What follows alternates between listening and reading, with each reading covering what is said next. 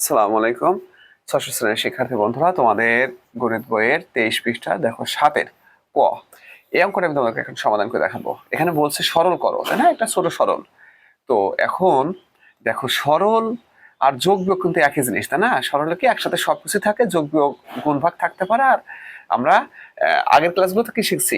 শুধু স্পেসিফিক ভাবে যোগ শিখেছি, কখনো কখনো বিয়োগ শিখেছি। এখন সবগুলো একসাথে হতে পারে।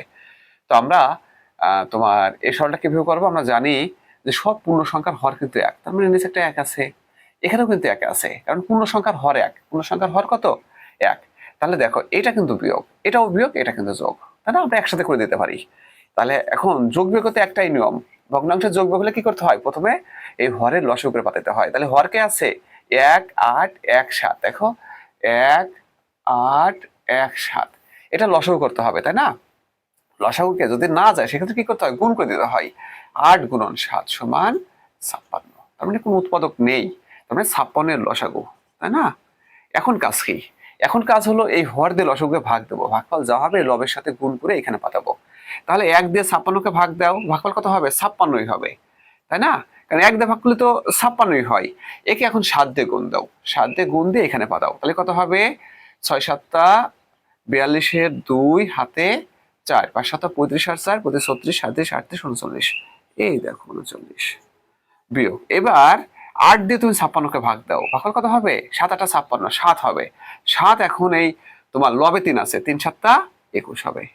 তার মানে একটাই নিয়ম। নিয়মটা কি? হর দিয়ে লসাগুর ভাগ, ভাগফল যা হবে লবের সাথে গুণ করে পাঠাবো। হর দিয়ে লসাগুর ভাগ, ভাগফল যা হবে লবের সাথে গুণ করে পাঠাবো। ঠিক আছে? তাহলে 1 দিয়ে তুমি 56 ভাগ দাও, কত হবে? 56ই হয়। একে তুমি 8 দিয়ে গুণ দাও, কত হবে? 6 8 48 এর 8 হাতে হাতে 4, 5 8 40 আর 4 44, তাহলে কত হয়? 4 4 8 বিয়োগ। এখন দেখো, এখন কি? দেখো, এই 7 দিয়ে তুমি 56কে ভাগ দাও, কত হয়? 8 বার যায়। এখন এই 8, এই লবে কত আছে? 4, 4 এর সাথে গুণ দাও, 4 32। ঠিক আছে? তো এটা কিন্তু আমাদের সবসময় মনে রাখতে হবে, কি? হর দিয়ে লসাগুর ভাগ, ভাগফল যা হবে লবের সাথে গুণ করে পাঠাবো। তাহলে দেখো, আমাদের 56। তাহলে এখানে কিন্তু একটা বিয়োগ আছে, দেখো এইটার এটা কিন্তু বিয়োগ, তাই না? কারণ এখানে লেখা আছে 392 বিয়োগ 21, তার মানে কি 392 থেকে 21 বিয়োগ করতে হবে।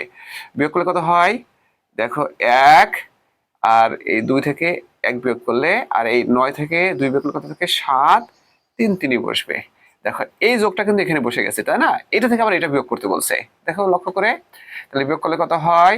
6, তোমার 8 থেকে 2 বিয়োগ করলে, আর 4 থেকে 3 বিয়োগ করলে কত থাকে? 1, আর এখানে কত? 4।